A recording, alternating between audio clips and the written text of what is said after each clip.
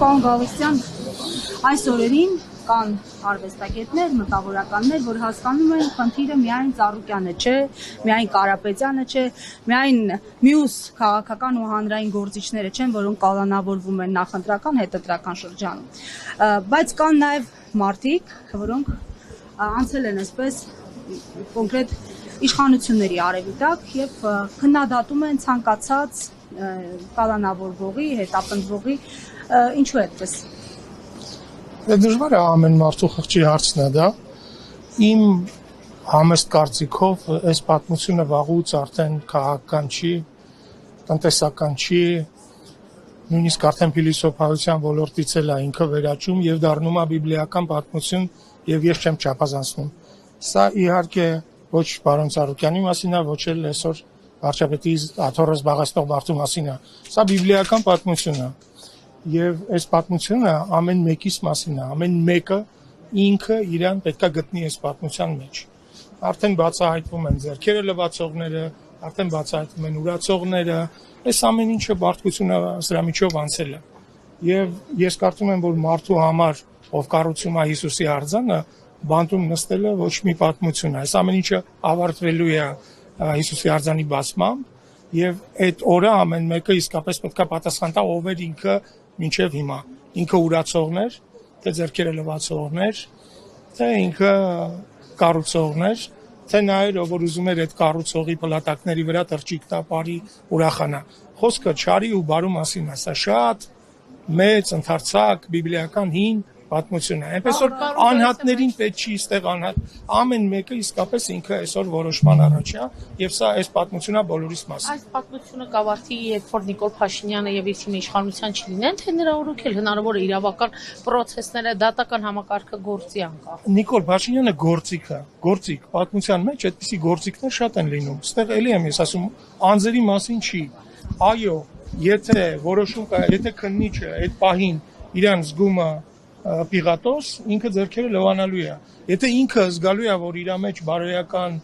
արժեքները վեր են գործում եւ ինքը պետքա դառնա հերոս, ինքը ճշմարիտ որոշում կկայացնի ըստ իր խղճի։ Բայց այստեղ այնքան པարզ դրամատուրգիա է, այնքան մարդկությունը սրա միջով անցել է։ Ուղղակի պարոն Ծառուկյանի վրա եկա, որտեղ ինքը ամենաերևացող հերոսն էր այս պատմության մեջ, դրա համար էլ ինքը դարավ մարդ, որը պետքա անցնի այս տառապանքի միջով, ոնց որ եւ անցնում են իր բոլոր շրջապատի մարդիկ։ Ես էլ եմ ասում, անձերը ստեղ արդեն վաղուց որևէ նշանակություն չունեն։ Խնդիրը բարոյական է, խնդիրը փիլիսոփայական է։ Դուք չարի կողմն եք, թե բարու կողմն եք։ Ամեն դեպքում իշխանությունները պնդում են, որ իրենք էլ են այդ սահմանագիծը գծում, հայտարարությունները այս գործընթացներին հաջորդող, նախորդող այն մասին են, որ Հայաստանը տանում են ինքնիշխանության, Հայաստանը մաքրում են կողոպուտից, թալանից եւ այլն։ Այս դիրքորոշումը օբյեկտիվ չէ ինչ որ առում։ Գիտեք, ես մի անգամ եմ կանխատեսել, եթե այս իշխանությունը այսպես շարունակի, իրանք հերու չի են օրը, երբ որ հրապարակում կանգնացնելու են 3 հատ կախաղան ու կախելու են այն մարդկանց, ովքեր իրանց հետ համաձայն չեն։ Եվ այդ պահին էլ գտնվելու են մարդիկ, որոնք դրա այդ պատկերների տակ լայքեր են դնելու, բացատրելու են, որ այո, սա պետք էր նրա համար, այո, մենք գնում ենք ինքնիշխանության։ Հիմա դե միշտ այդ մարդիկ կան, այո, հիմա ժամանակները ֆեյքային ժամանակներ են, հիմա ֆեյքերի ժամանակներ են, չերևացող մարդկանց ժամանակներ են, որոնք հանկարծ իրենց կարևորությունը զգում են եւ պատասխանատվությունից զուրկ ինչ որ բաներ են անում։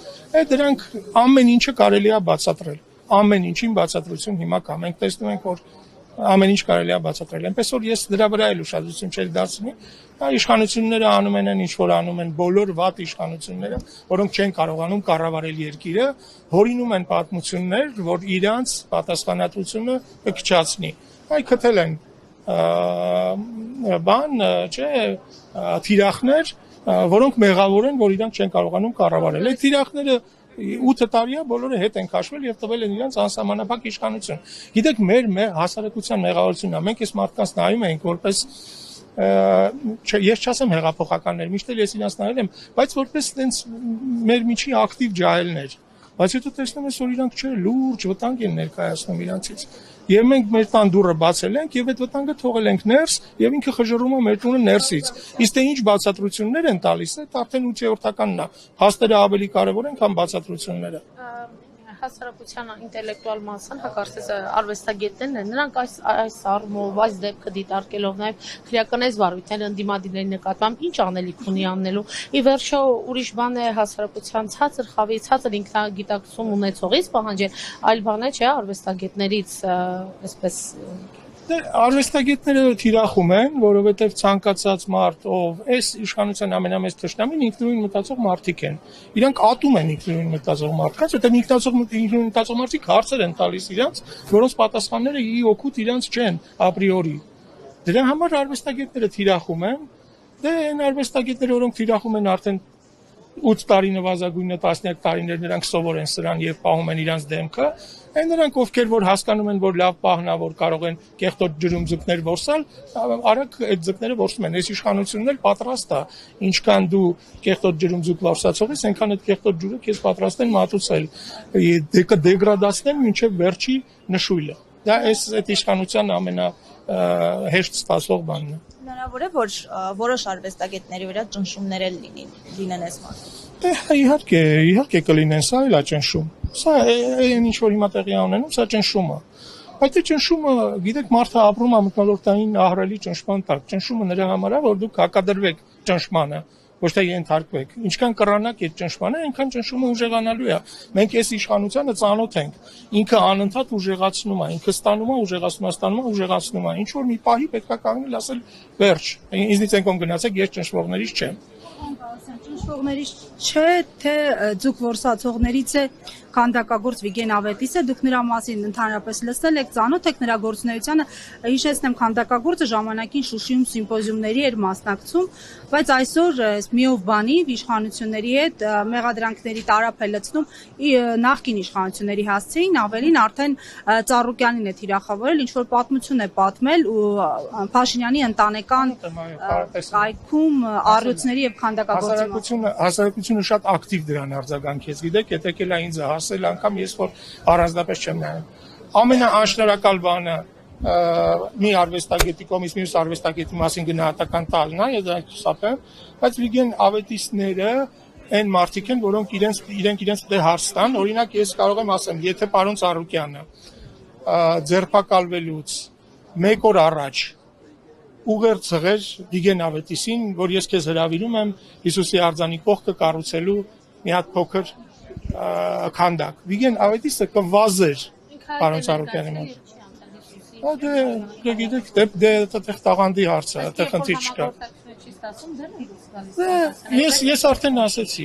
ասեցի, եթե պարոն Ծառուկյանը հիմա էլ Վիգեն Ավետիսին ուղերձ ուղարկի, որ արի ինչ որ բան կառուցի, նա վազելով կգա, նա կգա այստեղ, կբարձրանա, դռները կջարդի։ Այդ մարդ ես չեմ ասում Վիգեն Ավետիս, ես ասում եմ Ավետիսներ, կան այդպիսի արվեստագետներ, դե հիմա ինչ ասես։ Այդ մարդիկ էսպես են։ Հիշեք Կոլչակի հայտնի խոսքը չէ, ձեռք մի տվեք կառապաններին, օրնիկներին եւ արտիստներին, նրանք բոլոր իշխանություններին ծառայում են։ Կան այդպես կատարողներ կան, որոնք բոլորին ծառայում են։